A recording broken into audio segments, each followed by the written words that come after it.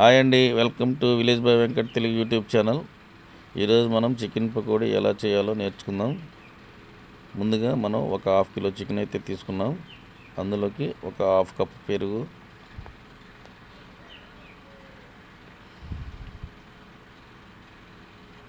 ఒక tea spoon ధనియాల పొడి,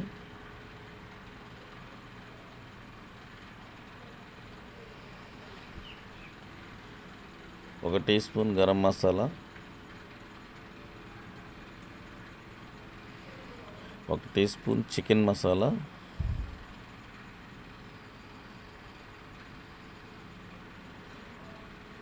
కారం 2 టీ స్పూన్లు,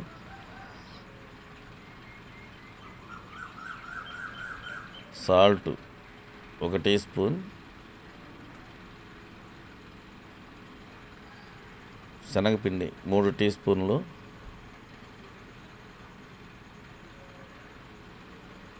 మొక్కజొన్న పిండి 1 కప్పు,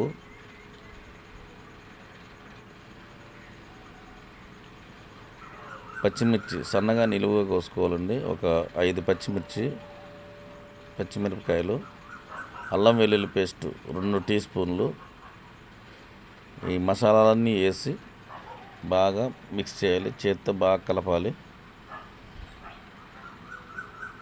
చేత్తోనే కలుపుకోవాలండి, గెంటితో అదేంతైనా కలుపుకుంటే బాగా కలవదు.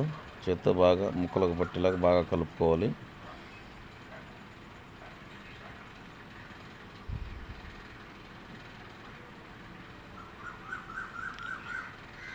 ఆ తర్వాత ఒక సగం నిమ్మ బద్ద తీసుకొని పిండుకొని బాగా కలుపుకోవాలి.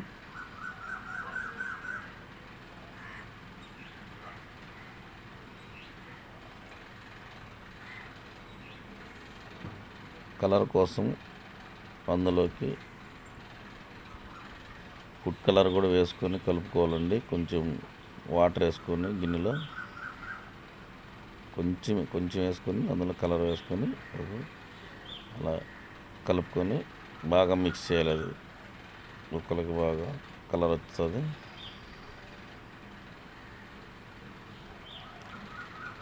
మనం ముందుగా స్టవ్ మీద పెట్టుకున్న నూనెలో వేసుకోవాలండి. ఒక ముక్కలో విడవిడంగా వేసుకోవాలి, అంటుకోకుండా ఒకదాని మీద ఒకటి వేయకుండా నీట్గా వేసుకోవాలండి.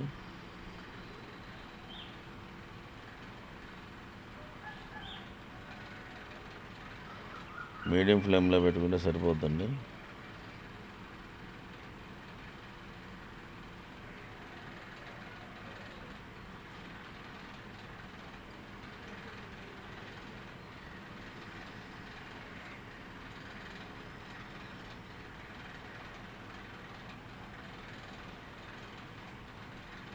మనం చికెను వేగింది అని మనకు తెలియాలంటే మనం అందులో పచ్చిమిరపకాయలు వేసుకున్నాం కదండి.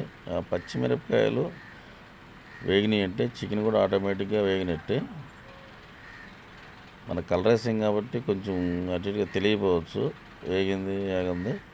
మనం పచ్చిమిరపకాయలు చూసుకొని తీసేసుకోవటమే.